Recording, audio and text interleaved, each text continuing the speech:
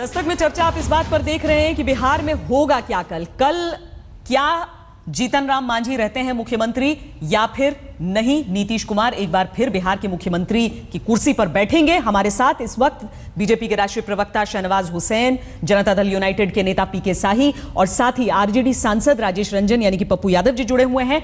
हम चर्चा अपनी एक बार फिर शुरू करें उससे पहले आपको जल्दी से सुना देते हैं कि आज मांझी ने क्या कहा है। अरे आशा रखो, हम ही करेंगे, आज करेंगे।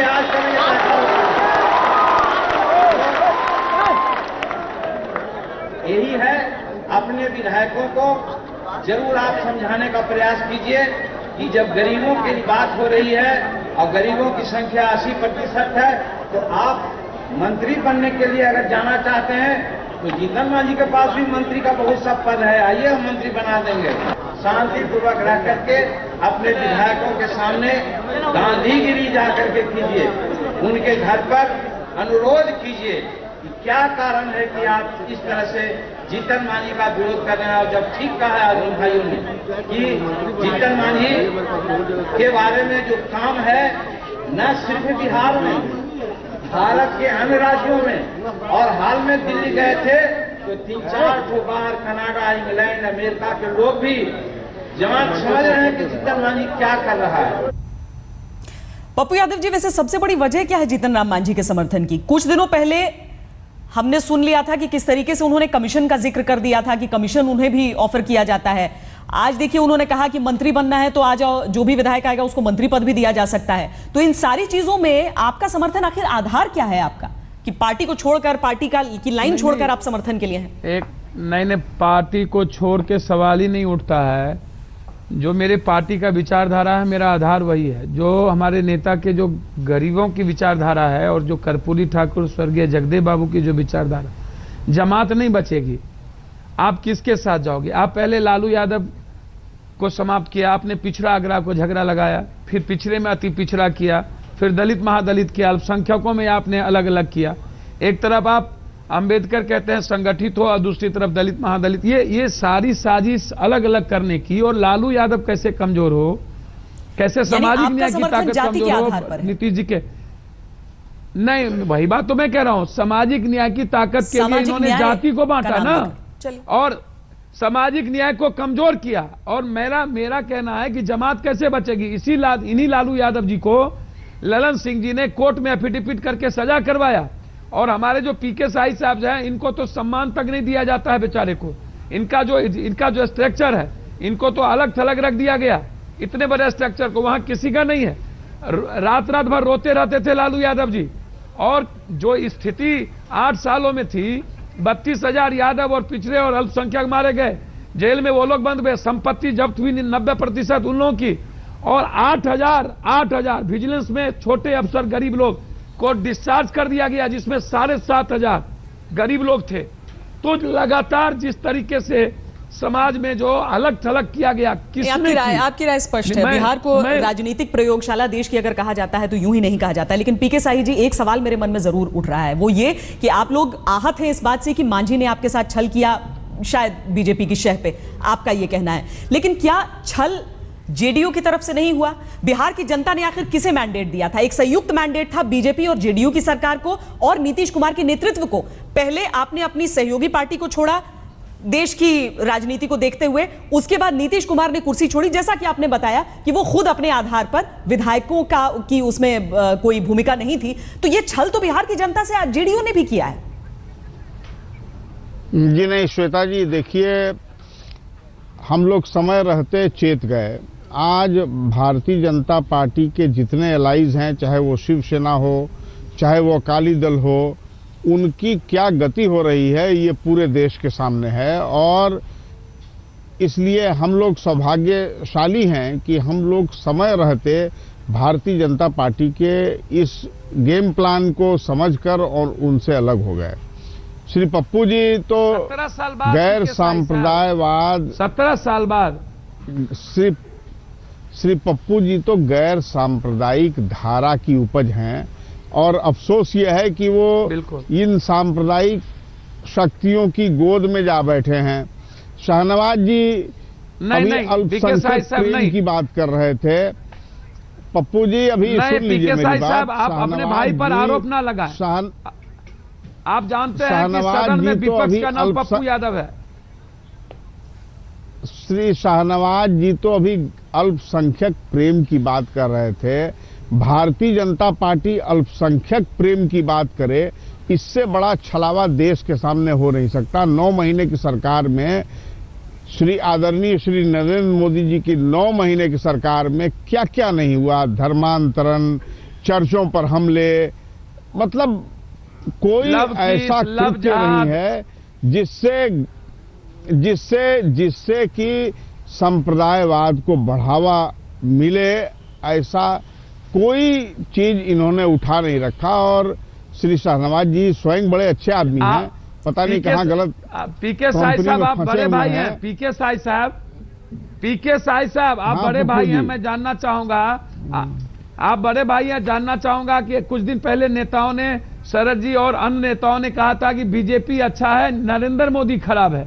ये बातें आई है या नहीं? और आदरणीय नेता नीतीश कुमार जी ने का वो वीडियो है कि नहीं जिसमें कहे थे नरेंद्र मोदी जी को कि आप देश के लोग आपको प्रधानमंत्री बनना देखना चाहते हैं। नरेंद्र मोदी जी उन चीजों पर बहुत सफाई दी गई है। लेकिन ये बात जरूर है कि लालकृष्ण आडवाणी की तारीफ करके नरेंद्र मोदी की निंदा की गई थी और उसके बाद कहा गया था कि चूंकि वो एक तरह से चेहरा थे केंद्र में चुनाव का और इसीलिए रास्ते अलग हुए थे। लेकिन खैर ये सारी चीजें एक तरफ हैं। शहनवाज जी, बिहार की राजनीति में जो कुछ हो रहा है उस सब में भारतीय जनता पार्टी की भूमिका इस वक्त क्या है? आप लोग कहते हैं कि आप उस चीज का विरोध कर रहे हैं जो नीतीश कुमार करने की कोशिश कर रहे हैं। यहां तो यह नहीं समझ में आता है कि पार्टी, एक ही पार्टी का नेता रहेगा, विधायक जैसे पप्पू यादव जी हैं, आरजेडी का समर्थन किसके साथ है वहां पर समझ में आता है। वो समर्थन कर रहे हैं जीतन राम मांझी का। जनता दल यूनाइटेड खुद ही में दो फाड़ नजर आ रही है, संख्या अलग अलग है। यहां पर बीजेपी ने विप जारी कर दिया है। बहुत सोचने में आप लोग को इसलिए वक्त लगा क्योंकि आप सोच रहे थे कि आपकी मंशा को बिहार की जनता गलत ना समझ ले।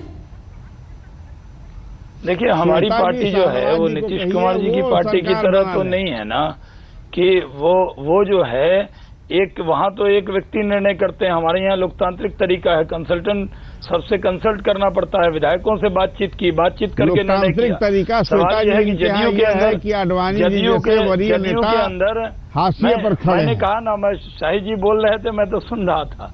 इसलिए मैं कह रहा हूँ कि आज भारतीय जनता पार्टी ने जब ये देखा कि जदयू का अंदरूनी झगड़ा था, 2 विप जारी हुए हैं, कौन असली जदयू है कौन नकली जदयू है हमें नहीं मालूम, ये उनका अपना मामला था। जब हमें लगा कि जदयू के अंदर एक महादलित समाज के व्यक्ति के साथ इतना अन्याय हो रहा है, तो आप जानते हैं बीजेपी हरदम कमजोर वर्ग के साथ खड़ी होती है, और हमें लगा कि जो अपमान एक महादलित समाज के नेता का हो रहा है, तो इसलिए हम खड़े हुए उनके लिए, और हम ये कह रहे हैं कि हम उनको वोट करेंगे।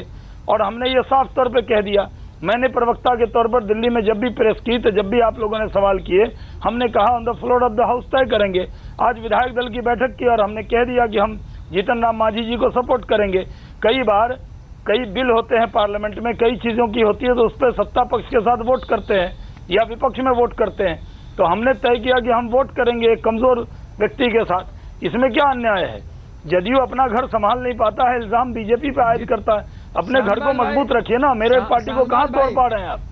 और जी शाहनवाज भाई, जीतन राम मांझी इरादे से बहुत मजबूत हैं, वो मैं आपको बता दूं। वो समाज से कमजोर हैं, सामाजिक रूप से कमजोर हैं, लेकिन व्यक्ति के रूप में बहुत मजबूत आदमी है वो।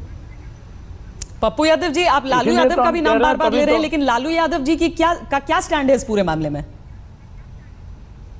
देखिए, लालू यादव जी के बारे में मैं आपको क्लियर बता दूं, वो नहीं चाहते थे कि जीतन राम मांझी को इस तरीके से हटाया जाए, क्योंकि वैचारिक बातें हैं। बीजेपी हमेशा वो संप्रदाय के खिलाफ रहे हैं, तो निश्चित रूप से कोई ना कोई पार्टी का एक लाइन ऑफ एक्शन होता है। लेकिन सामाजिक न्याय को जिस तरीके से ध्वस्त किया गया, जब मेरे पास जमात नहीं बचेगा, और जिसने लालू यादव को ही डिमोलिश कर दिया, आज एक व्यक्ति के चलते इतनी तो बड़ी यानी कि आरजेडी का जो स्टैंड है कि वो नीतीश कुमार के साथ रहेंगे, वो इसलिए है ताकि बीजेपी का विरोध हो, और आपका जो ये स्टैंड है कि जीतन राम मांझी के समर्थन में रहेंगे, वो महादलित वोट भी आप लोगों को दिला देगा। यानी आप दोनों चीजों की अच्छी चीजें अपने पास रखना चाहते हैं। भैया, एक बात तो मान के चलिए, मैंने पहले ही कहा कि नीतीश कुमार जी ने जो उसके मत थे, दलित महादलित का वोट था नीतीश जी के साथ, अति पिछड़ा का था, अगले चुनाव में अति पिछड़ा चला गया। यदि आप देखेंगे जितना भी वोट है खुद के क्षेत्र में इनकी स्वजातीय वोट नीतीश कुमार जी को नहीं मिला, लेकिन महादलित का मिला। लेकिन जिस तरीके से घटनाक्रम हुई है वो घटनाक्रम आहत हुआ है, देश आहत हुआ है, नीतीश जी के चलते नहीं, कुछ ऐसे लोगों के चलते जो अपने स्वार्थ को सिद्ध करना चाहते थे और जो अपमानित करते थे लगातार जीतन राम मांझी जैसे दलित लीडर को, कि वो उनकी गिरवी मुख्यमंत्री वो थे लेकिन वो बैठे रहते थे, उसे अपमानित करते थे। तो मैं आपको स्पष्ट बता दूं कि लालू यादव जी ने जिन बातों को कहा उन्होंने कि निजी क्षेत्रों में आरक्षण लाइए, एसटी एससी, उन्होंने कहा कि कंप्लीट और महिलाओं को आप एजुकेशन फ्री कर दीजिए, उन्होंने कहा 5 डिसमिल जमीन, उन्होंने जिन बातों को उन्होंने कहा, अल्पसंख्यकों को कंप्लीट मेंबर, तो मांझी सारी चीजें समझ में आ रही हैं, यही नहीं समझ में आ रहा है कि इस वक्त स्टैंड क्या है। खैर, हम एक ब्रेक के लिए रुक रहे हैं, बहुत छोटे से ब्रेक के लिए रुक रहे हैं, फौरन हाजिर होते हैं और उसके बाद हम एक बार फिर आंकड़ों पर नजर डालेंगे और साथ ही देखेंगे कि कौन सी पार्टी कितनी आश्वस्त इस वक्त नजर आ रही है इस ब्रेक के बाद। पीके राष्ट्रीय प्रवक्ता शहनवाज हुसैन जी और आरजेडी सांसद पप्पू यादव जी हमारे साथ इस वक्त जुड़े हुए हैं। शहनवाज हुसैन जी, अगर जीतन राम मांझी हार जाते हैं विश्वास मत, तो क्या भारतीय जनता पार्टी की कोशिश होगी बिहार में जल्दी चुनाव हो जाए? क्या आपको फायदा दिख रहा है इसमें? देखिए, सवाल चुनाव का नहीं है, सवाल अभी इस सिद्धांत का है कि किस सिद्धांत के तहत किस तरह से ये नेता समाज के लोगों को पूरी तरह से मूर्ख बनाने का काम करते हैं। जब हम लोगों ने तो नहीं कहा था कि नीतीश कुमार जी हट जाइए, जब लोकसभा का चुनाव हुआ और उस लोकसभा के चुनाव में तो पप्पू जी जीते ही, लेकिन इधर के बेल्ट में जो नीतीश कुमार जी का बेल्ट कहा जाता है उसमें 32 में 31 सीट वो हारे। बयार अपने पक्ष में दिख रही है आपको? उसके बाद उन्होंने त्याग पत्र दे दिया और कहा कि हम महादलित समाज के व्यक्ति को बना रहे हैं। और जब आप बना रहे हैं तो फिर आप चाहते थे कि महादलित समाज का व्यक्ति है, मेरे रिमोट से चलेगा और जितना हम चाबी भरेंगे उतना खिलौना चलेगा। जब उन्होंने खुद उनको एहसास हुआ कि वो मुख्यमंत्री हैं और बिहार के स्वाभिमानी नेता के नाते किसी की कठपुतली बनकर तो वो काम नहीं कर सकते थे, उसके बाद उनको हटाने के लिए क्या तरीका, क्या बताया इन्होंने, क्या तर्क ढूंढा? कोई तर्क नहीं ढूंढा। सारे वही मंत्री उनके साथ मंत्री थे जो नीतीश कुमार जी के साथ मंत्री थे। शहनवाज जी, पुरानी ही बातें हो गई ना, ये मांझी की एक बात सुनने को तैयार नहीं थे और इसलिए हम आज कह रहे हैं कि भारतीय जनता पार्टी ने एक निर्णय लिया कि हम उनके साथ खड़े रहेंगे। अब निर्णय क्या होता है, वोट चलिए खत्म करने से पहले जल्दी से पप्पू यादव जी कोई जवाब देना चाहते हैं इसका? पता लगेगा लेकिन हम मजबूती से उनके साथ खड़े हैं। जी पप्पू यादव जी बोलिए। हाँ।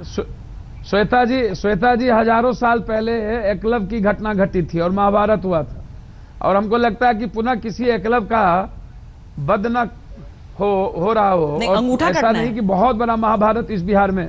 हाँ। अंगूठा तो अंगूठा कटा था तो बहुत बड़ी बात, छोटी बातें थी। यहाँ तो पूरा स्वाभिमान, आत्मसम्मान पर ही ठेस पहुंचा है किसी एक व्यक्ति विशेष के द्वारा। हमारे नेता को द्रोणाचार्य कौन है आपके हिसाब से? एकलव्य तो हम समझे जीतन राम मांझी हैं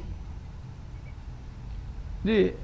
अब वो बस एक है, उसका नाम ले, बार बार क्या बोलूं। अच्छा। अब तो दुनिया जानती है कि जिनका जमीन नहीं, जिनका वोट नहीं सामाजिक न्याय को मिलता, जो लालू यादव जी मेरे नेता को जिसने राजनीतिक भविष्य चौपट कर दिया एफिडेविट करके, और उस व्यक्ति के चलते महाभारत हो जाना, तो मुझे तो बहुत दुख है। मैं निश्चित रूप से जमात को मजबूत करने में और गरीबों के आत्मसम्मान के लिए हमेशा खड़ा हूं। व्यक्ति बड़ा नहीं, विचारधारा और समाज और जमात बड़ा होता है। जमात, समाज और विचार बचेगा तो सत्ता कभी भी किसी की हो जाएगी। माफ कीजिएगा, वक्त इतना ही है पप्पू यादव जी, वक्त इतना ही है हमारे पास। शहनवाज जी बहुत बहुत शुक्रिया। मैं समझती हूँ कि ये जो चर्चा है ये बहुत लंबी चल सकती है, क्योंकि यहाँ पर चर्चा सामाजिक न्याय की तरफ चली जाती है, लेकिन जो चर्चा है वो दरअसल उन आंकड़ों के बारे में है कि बिहार में होना क्या है। आंकड़े फिलहाल जेडीयू के पक्ष में यानी कि नीतीश कुमार के पक्ष में दिखते हैं, लेकिन एक रात में और कल के दिन में कुछ भी हो सकता है। आज तक की नजर खासतौर पर इस पर रहेगी। फिलहाल